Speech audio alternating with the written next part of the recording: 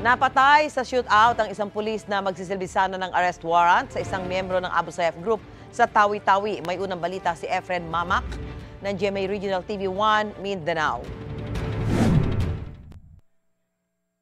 Kinailangan pang i-chopper mga miyembro na ito ng PNP Special Action Force na nasugatan sa pagsisilbi ng arrest warrant sa isang miyembro ng Abu Sayyaf Group sa Tawi-Tawi. Napatay ang target na si alias Adan na nagpaputok umano sa mga pulis na magsisilbi ng warrant. Nadala naman sa ospital sa Zamboanga ang tatlong nasugatan na pulis pero isa sa kanila pumanaw. Talagang sa loss of blood.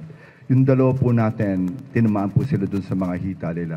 Binisita ni na DILG Secretary Benamin Abalos Jr., PNP Chief General Romel Francisco Marbil at PNP Special Action Force Director Brigadier General Mark Pespes.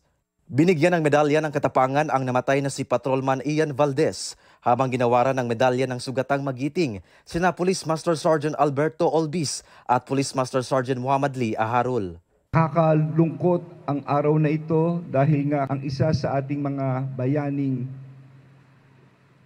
mga kasama sa kapulisyahan ay namatay, nabawian siya ng buhay.